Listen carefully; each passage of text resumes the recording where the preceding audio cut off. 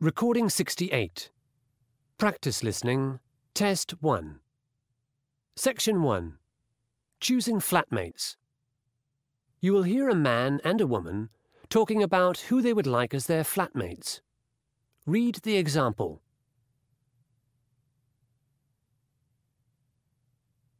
OK, Alex, let's make a decision now. I've got to head off to my parents' place for the weekend, and we'll need our 2 new flatmates to move in soon. Who do we have again? Mauro, Spring, Katia, Lucy, and that lovely girl from Turkey. What was her name? The answer is Turkey.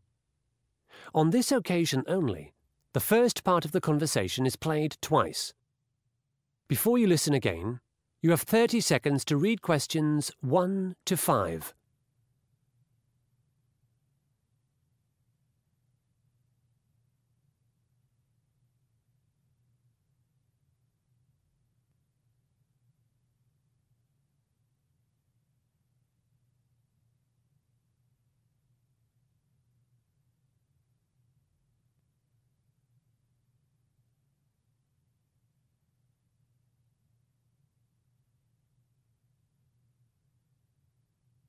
OK, Alex, let's make a decision now. I've got to head off to my parents' place for the weekend, and we'll need our 2 new flatmates to move in soon. Who do we have again? Mauro, Spring, Katia, Lucy, and that lovely girl from Turkey. What was her name? Aziza. I think she's my first choice. She seemed very mature. She did, didn't she?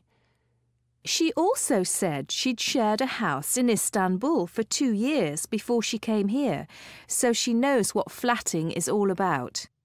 That's true. While you were on the phone, I had a talk to her about her part-time job as a telephone counsellor for the Turkish community. It sounds quite steady and well enough paid, so she won't have any problems with the rent, unlike our old flatmate, Tina. Who would you choose next? How about a guy? I don't know. Neither of them was that impressive. I mean, Mauro from Mexico was a party animal. Remember, he only found our place because he knew there was a certain nightclub nearby. And Spring seemed spoilt to me. He told me that his father in Hong Kong paid all his parking and speeding fines, and he ate out at restaurants almost every night. I doubt he's got any idea how to cook. That leaves us with Katia and Lucy then. And I found Katia rather shy. We hardly know anything about her. I think she's the strong, silent type. But while you were showing Mauro around, I had a chat to her. She's in her 3rd year of environmental engineering. Really? She's going to be an engineer? Yes. In fact, she won a prize at university last year for a model she made. That does sound interesting. But what about Mauro? We could do with someone social. I'm sure he'd be keen on our Sunday get-togethers. He promised me he knew how to barbecue. Plus, he's working as a security guard at night, so he'll be around during the day. It's not a bad idea having someone in the flat while we're all out. I don't know. If he works night shift, he might sleep during the day. This year, I'll need to practice the piano here in the mornings for my performance course. It's likely my music would disturb him. That's a fair point. Before you listen to the rest of the conversation, you have 30 seconds to read questions 6 to 10.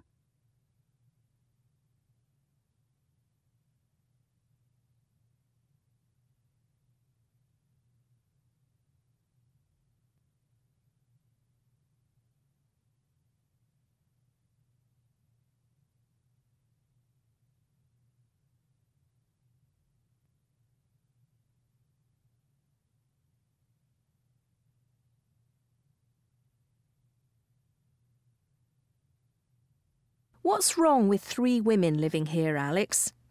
I think Katia would be fine. She won't be so shy once she gets to know us. You know, Julie, I can't give a rational explanation for why I didn't take to Katia. I'd just prefer someone else. Why don't we reconsider Lucy? I know you were annoyed because she came an hour late, but I rather liked her. She's doing a Master's in Public Health, isn't she?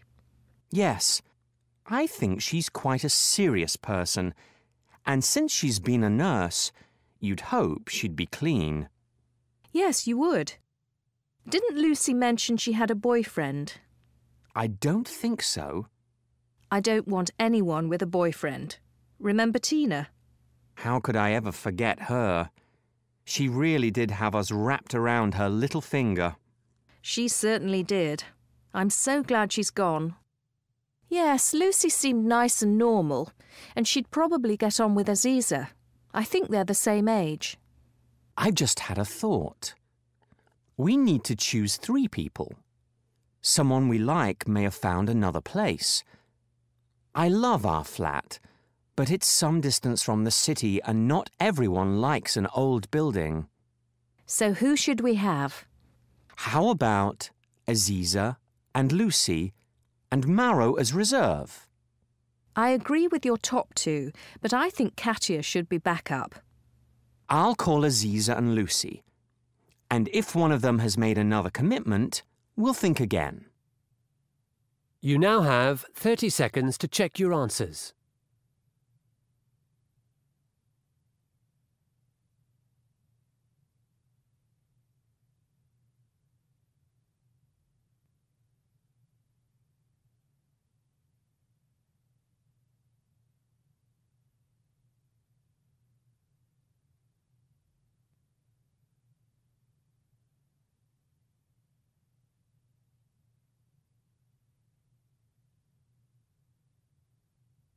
That is the end of Section 1. Section 2. Designing a Veranda Garden. You will hear a woman giving part of a workshop on garden design. Before you listen, you have 30 seconds to read questions 11 to 14.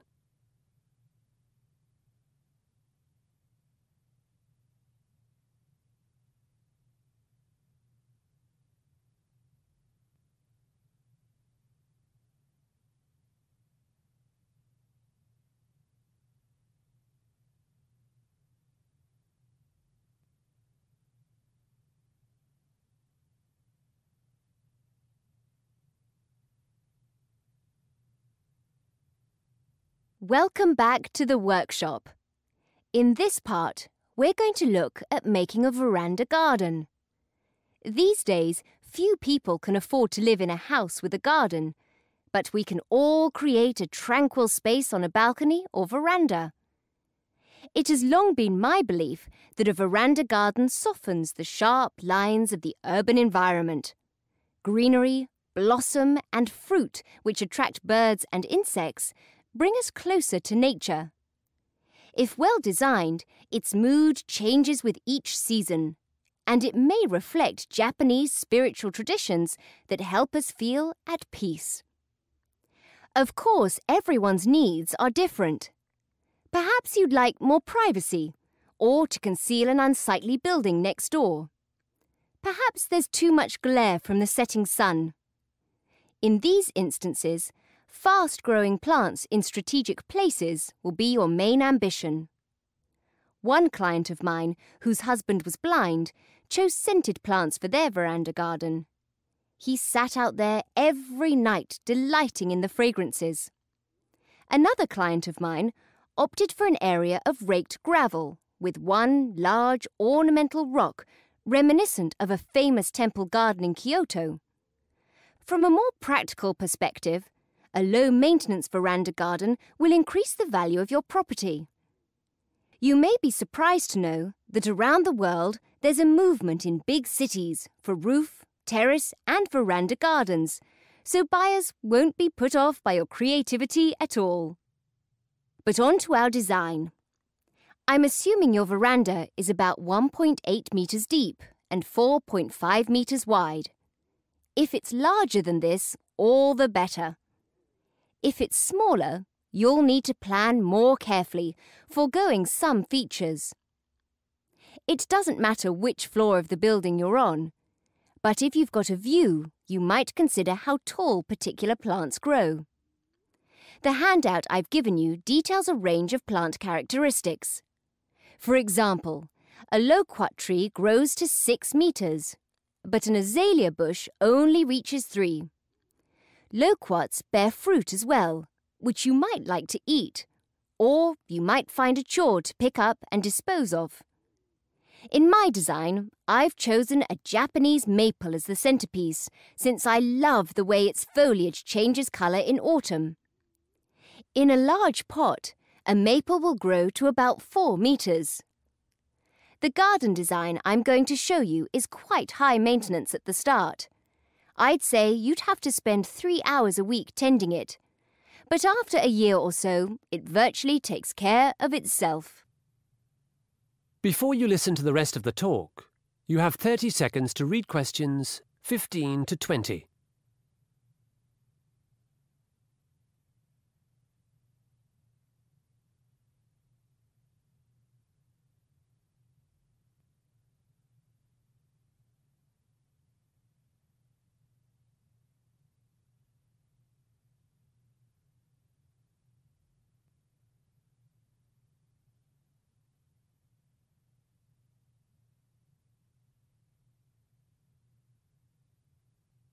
So, let's get started.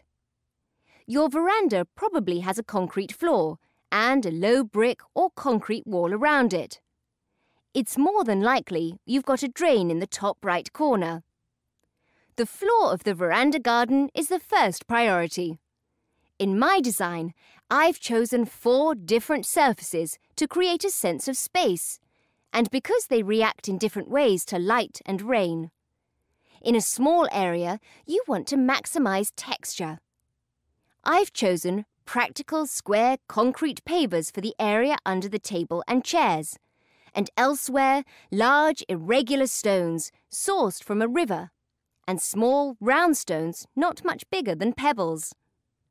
There's also an area of sand which is marked with the letter H in your diagram. You'll find this might be popular with your pet if you have one. After laying the floor, most people construct a wooden or aluminium frame over the concrete wall. Onto this, bamboo is attached for plants to climb up. In front of the bamboo, wooden planters or boxes may be positioned. The choice of plants in these is up to you. But again, think about height, shape, loss of leaves, fruit, scent, and cost.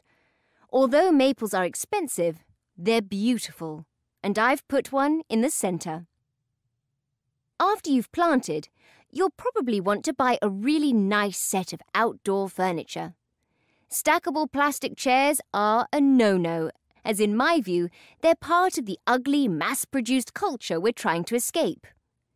I also discourage people from putting a barbecue on their veranda because they're so seldom used, and they take up such a lot of space.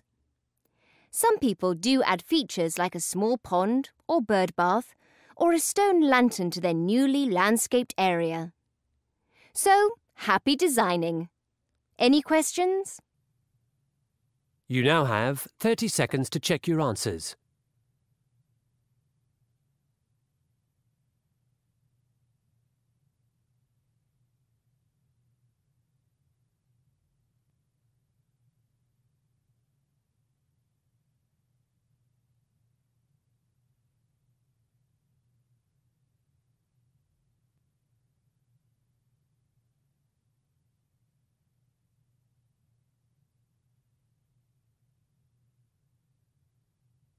That is the end of Section 2. Section 3. Architecture Essay. You will hear 2 students discussing an essay they are writing together about architecture. Before you listen, you have 30 seconds to read questions 21 to 25.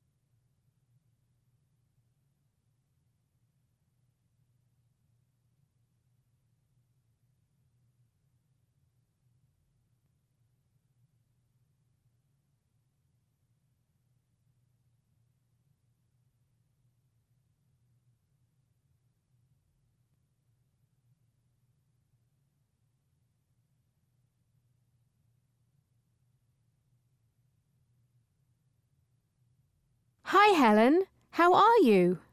I'm actually pretty excited about the research I've been doing. I've found out heaps about Art Deco architecture in New Zealand. While all the major cities there have pockets of Art Deco, it seems that Napier, a small city on the east coast of the North Island, is considered one of the world's purest Art Deco enclaves. There are so many examples of the style still visible today. Really? I've been concentrating on Bandung, which is in central Java in Indonesia. It is also a major Art Deco city. Unfortunately, it hasn't been preserved so well, and in the race to modernise, many marvellous buildings have gone under the wrecker's ball. How do you think we should structure our essay? Should we write about New Zealand first or Indonesia? Art Deco appeared in Bandung in the 1920s, but from what I've read, it didn't make it to Napier until much later. If we choose a chronological scheme, then Indonesia would go first, but I'm in favour of writing our essay using thematic similarities and differences. That's a good idea. Let's identify what the two cities have in common. From what I've discovered, in both places, Art Deco architects combined a new European aesthetic with native elements. Yes, they did. In New Zealand, Maori motifs were used as decoration. The Maoris are the indigenous people who lived in New Zealand before it became a British colony. There's a sort of spiral symbol called a koru, and there are zigzags, like patterns from Maori weaving, both of which were incorporated into Art Deco buildings. There's a bank in the middle of the city and an old headquarters for a tobacco company, both with gorgeous carved stucco facades that utilise these motifs. Indonesia was also a colony, a Dutch colony. I understand almost all of the architects in the Art Deco period were Dutch, and as you said, they were influenced by a new aesthetic in Europe, but they were also affected by native architectural styles. At ITB, the famous technical institute in Bandung, there are Art Deco roofs that imitate traditional Javanese mosque or temple roofs. That's interesting. I know that the city of Napier was rebuilt in 1931 after a massive earthquake, and since people wanted the town to feel like an optimistic new place, they chose Art Deco for many of their buildings. But I've no idea why Bandung has so much of the style. I was quite puzzled about the prevalence of Art Deco myself. After fossicking in the library in some old journals, I learnt that there was a plan that never eventuated to move the capital from Jakarta to Bandung, so lots of public buildings were commissioned around the same time, the early 1920s. That's curious. I thought the majority of the famous Art Deco buildings in Bandung were large hotels or private houses.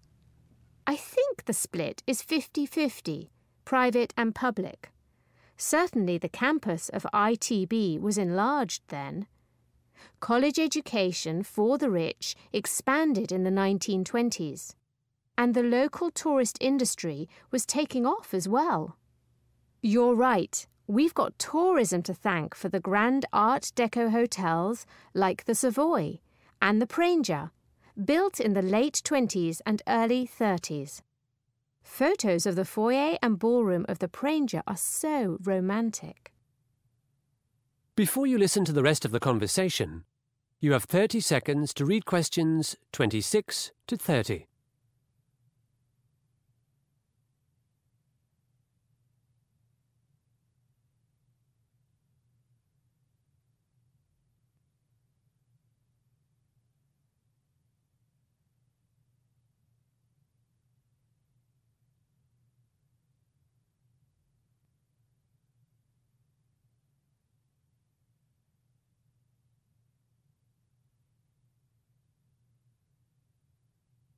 OK, let's have a paragraph on the historical reasons for these two cities featuring Art Deco, then another on what Art Deco actually is.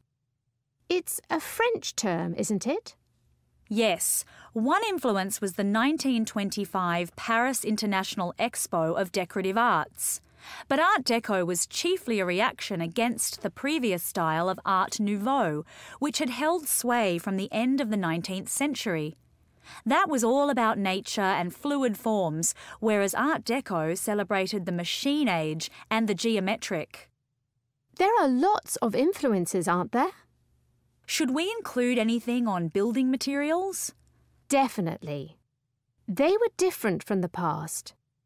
More concrete was used, more steel, more glass. These days, people rave about Art Deco, but at the time, it was considered somewhat low class because the materials are quite inexpensive and fabrication was rapid. These concepts were in stark contrast with some of the previous notions of craftsmanship in building. Yes, we'll certainly need a paragraph on materials. You now have 30 seconds to check your answers.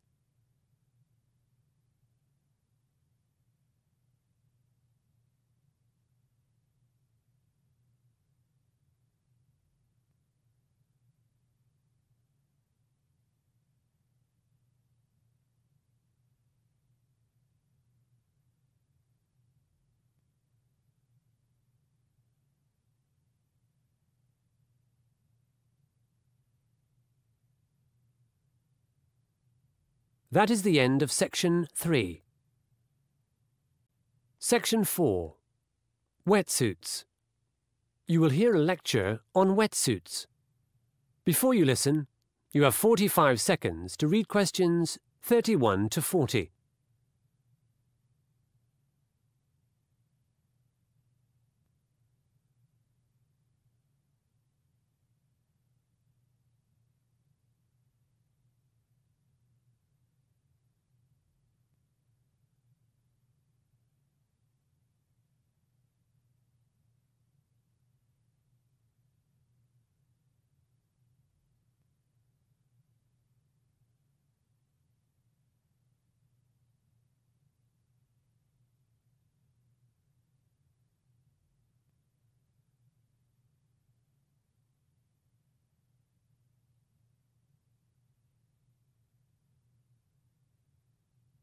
Welcome to the Monday Design Forum. Today's item is the wetsuit, used by water sports enthusiasts, by surfers, divers, canoeists, and long-distance swimmers. Long distance, mind. I'll tell you about the great swimsuit debate a little later. The reason I chose the wetsuit for a case study is that it exemplifies two design themes: the importance of materials and reliable production techniques. I may not look the sporty type, but I've been diving for 20 years. In that time, I've had 8 wetsuits. Like much else after 1945, technology has just kept on changing. My first wetsuit was French and very expensive. It was made entirely from sponge rubber. It looked great, but it was horrible to get into and out of, and it weighed a ton. In general, first-generation wetsuits were liable to rip when being removed and were rather heavy. Pretty soon, I swapped my Pesh Spore for a lighter neoprene version. So, what's neoprene? It's a synthetic material considerably lighter than rubber. It's still spongy because it contains tiny bubbles of nitrogen gas. Since gases have lower thermal conductivity than liquids or solids, that is, they don't transport heat well, the body heat of a person wearing neoprene escapes only very slowly through the material. This means that a diver in a neoprene suit stays warmer longer than one in a suit made from rubber. Wetsuits are a recent innovation and were invented in the U.S., but there's no real agreement by whom or when. Hugh Bradner tried to patent a design in 1951. However, he was unsuccessful. The Mistral brothers and the O'Neills from California were all making and selling neoprene suits to the burgeoning diving and surfing community by 1953. In my view, it's irrelevant who the inventor of the wetsuit was. What is significant is that post-war prosperity brought more free time and a boom in sporting goods. But back to my collection of wetsuits. Since neoprene is fragile with all those gas bubbles, it's hard to join pieces of it together. Any hole, however tiny, just grows and grows. This means sewing with needle and thread is all but impossible. Therefore, early wetsuits were made by gluing or taping their seams. My first neoprene suit was black with yellow tape. I thought this yellow tape was to make me more visible underwater, but in fact, it joined the body-hugging sections together without letting water in. While neoprene itself was warmer and lighter than rubber, the taped seams proved to be a weakness, and I tore 3 of my suits. Suit number 5 was much stronger. Aside from being bright blue, my new suit came with Lycra backing, which was a technological breakthrough. This meant my suit was a bit like a sandwich. There was Lycra on the outside and inside, so putting on and taking off were easier, and there was neoprene in the middle for insulation. By the early 1980s, there'd been a revolution in wetsuit production. No glue, no tape, but a new kind of stitching. In fact, a technique called blind stitching had been developed. With this, a curved needle in a sophisticated sewing machine is used. The stitching dips into the Lycra backing, the top bread of the sandwich, but doesn't pierce the neoprene filling inside. Remember, neoprene is susceptible to tearing, so covering it with Lycra was a smart idea. Suddenly, wetsuits were warm, light, and durable. This revolution is important for design students because without this sewing technique, wetsuits would have continued to rip and remained the preserve of the rich. In design, you want a product that's unique, reliable, and affordable. I admit I'm still wearing my neoprene suit from 3 years ago, but I've heard there are now models on the market with inbuilt heating panels, and yet others made from a mix of fibers that include merino wool and titanium.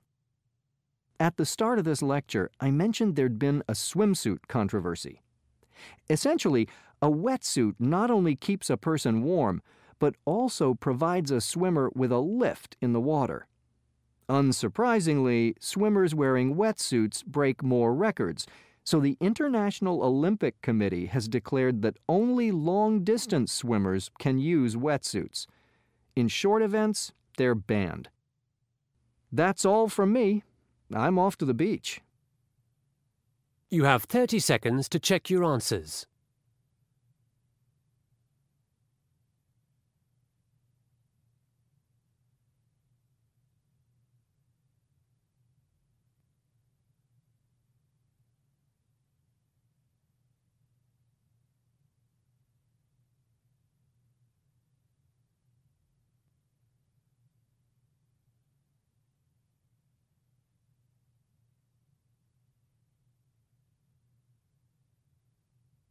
That is the end of section 4.